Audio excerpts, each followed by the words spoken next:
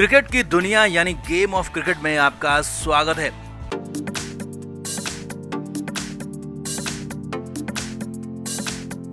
Team India और south Africa के बीच दूसरा टेस्ट मैच खेला जा रहा है और मैच बेहद ही रोमांचक कंडीशन में पहुंच गया है। अब इस मैच में पहले शार्दुल ठाकुर ने भारत की वापसी कराई और 7 विकेट लेकर अफ्रीका को बड़ा झटका दिया और उसके बाद दूसरी पारी में भारतीय बल्लेबाजों ने भी काफी सदी हुई अच्छी बैटिंग दिखाई। अब हालत ये थी कि जो अफ्रीका पहले दिन जीतते हुए दिख रही थी वही हार की तरफ जाने लगी और ये बात अफ्रीकी खिलाड़ी और उनके कप्तान को बर्दाश्त नहीं हुई और हार के डर से बदतमीजी पर अफ्रीकी टीम उतर आई। जी हाँ, नवेले कप्तान केएल राहुल के साथ मैदान में बदतमीजी हुई, मगर हमेशा शांत रहने वाले केएल राहुल बन गए आग का गोला। तो क्या हुआ मैदान में, सब कुछ आपको दिखाते हैं, बताते हैं। आप भी इस वीडियो को शेयर करें और कमेंट करके अपनी राय जरूर दें। तो टीम इंडिया दूसरे टेस्ट मैच को जीतकर सीरीज को भी यहीं जीत लेना चाहती है और टीम इंडिया ठीक ठाक कंडीशन में भी दिख रही है, क्योंकि पहली पारी में अफ्रीकी टीम सिर्फ 27 रन की बढ़त ले पाई क्योंकि शार्दुल ठाकुर ने 7 विकेट झटक डाले और वहीं दूसरी पारी में भारतीय बल्लेबाजी सॉलिड दिख रही है।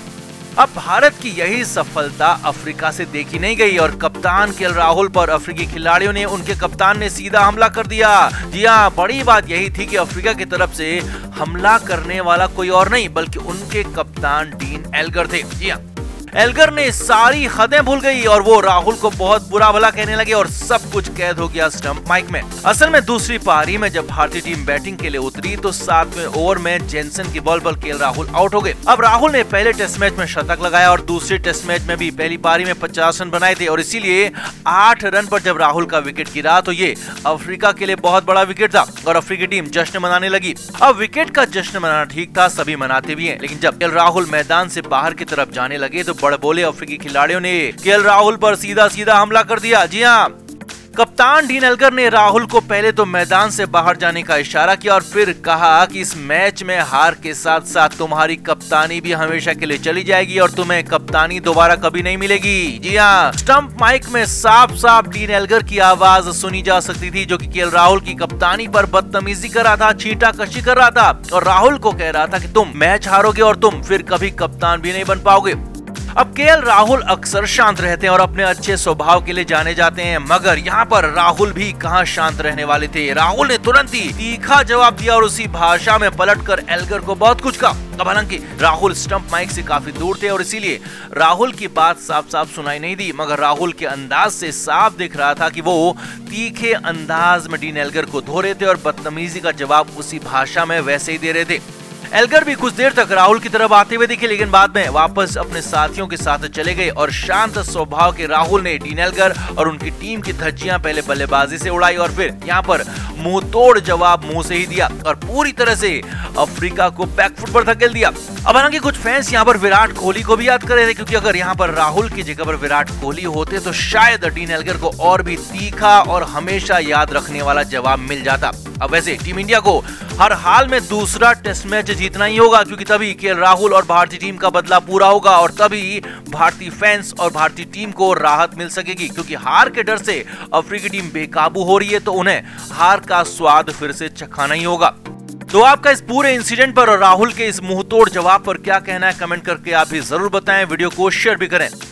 तो साउथ अफ्रीका ने दूसरे दिन खेलना शुरू किया और दोनों ही बल्लेबाज ऐसे खेल रहे थे जैसे कि आउट ना होने की कसम खाई हो। इस दौरान कप्तान केएल राहुल ने हर गेंदबाज को आजमाया। शमी और बुमराह से दिन की शुरुआत की तो फिर सिराज के साथ अश्विन को भी बॉल थमाई, मगर हालत ये थी कि टीम के 5वें गेंदबाज होने के बाद भी शार्दुल ठाकुर को राहुल ने बॉल नहीं दी। शार्दुल सिर्फ इंतजार कर रहे थे और वहाँ भारतीय गेंदबाज बुरी तरह से पिट रहे थे। साउथ अफ्रीकी बल्लेबाज खुलकर रन बना रहे थे। वहीं शार्दुल ठाकुर ब्रेक थ्रू दिलाने में, विकेट लेने में कितने शानदार हैं इसके बारे में कप्तान विराट कोहली अच्छी तरह से जानते हैं। इसीलिए तो जब राहुल ने शार्दुल को बॉल नहीं दी तो मैदान के बाहर से विराट को इशारा करना पड़ा। यहाँ पारी के 36 ओवर गुजरने के बाद भी शार्दुल को बॉल नहीं दी गई थी और जब विराट से रहा नहीं गया तो इशारा करके कहा कि शार्दुल को बॉल दो और राहुल ने फिर वही किया।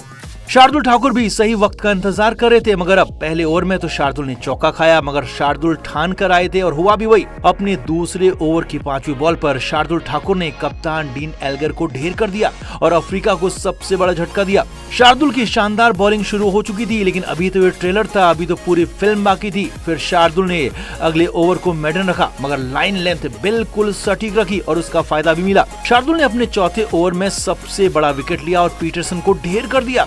शार्दुल की शानदार बॉल पर सेकंड स्लिप में मयंक अग्रवाल ने बेहतरीन कैच पकड़ा और बड़ा झटका अफ्रीका को दिया। पीटरसन 62 रन बनाकर आउट हो गए, मगर शार्दुल का कहर अभी थमा नहीं था। इसके बाद अगले ओवर में रासी वांडेडुसन को ढेर कर दिया और ये ठाकुर का तीसरा विकेट था। जिस शार्दुल ठाकुर को 36 ओवर तक बॉलिंग नहीं दी गई, उसके बगैर भारत विकेट ही नहीं ले पाया और शार्दुल ने आते ही सिर्फ 4 ओवर की बॉलिंग में 8 रन दिए और 3 विकेट अपने नाम कर दिए। भारत की जबरदस्त वापसी करा दी और यहाँ तक कि लंच से ठीक पहले ही मैच को एक तरह से भारत के पक्ष में मोड़ दिया। अब इसके बाद तो लंच के बाद दूसरे सेशन में भी अफ्रीकी टीम को भारतीय गेंदबाजों ने खूब रुलाया और रही सही कसर तीसरे सेशन में पूरी हो गई। तो कुल मिलाकर दूसरे दिन शार्दुल ठाकुर ने भारत की वापसी कराई, जबरदस्त वापसी कराई और उसका पूरा क्रेडिट शार्दुल ठाकुर के साथ विराट कोहली को भी जाना चाहिए, जिन्होंने मैदान के बाहर से राहुल को सुझाव दिया और तब जाकर शार्दुल को बॉल मिल सकी। नहीं तो अफ्रीकी टीम बहुत बड़ी, बहुत लंबी बढ़त की तरफ बढ़ रही थी, मगर शार्दुल ने सब कुछ ढेर कर दिया। तो आपका शार्दुल की बॉलिंग पर विराट के मैसेज पर क्या कहना है, कमेंट करके जरूर बताएं। वीडियो को शेयर भी करें। तो भारतीय टीम ने सेंचुरियन में इतिहास रच दिया और उस टेस्ट मैच को जीता, जिसमें एक पूरा दिन बारिश की भेंट चढ़ गया। टीम इंडिया के बल्लेबाजों ने पहले दमखम दिखाया और फिर बाद में गेंदबाजों ने कमाल किया और भारत को बड़ी और ऐतिहासिक जीत दिलाई।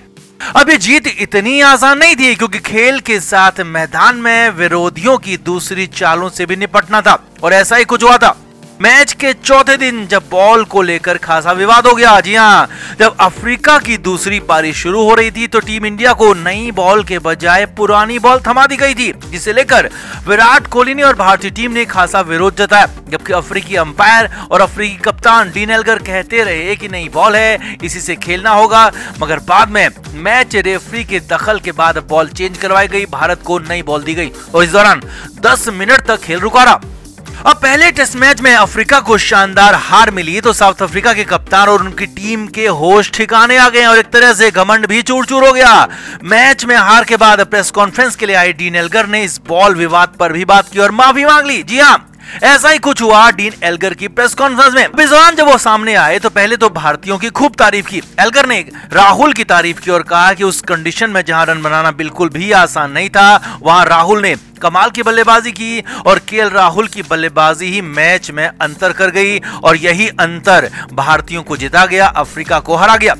डीन एल्गर ने इसके बाद मोहम्मद शमी और जसप्रीत बुमराह की भी तारीफ की। एल्गर ने कहा कि शमी ने हमारे दाहिने हाथ के बल्लेबाजों को खासा परेशान किया और बुमराह तो हमेशा अटैकिंग मूड में रहते हैं। हमारी टीम को, हमारे बल्लेबाजों को इन दोनों ही गेंदबाजों से बचकर रहना होगा, क्योंकि ये दोनों वर्ल्ड क्लास गेंदबाज हैं।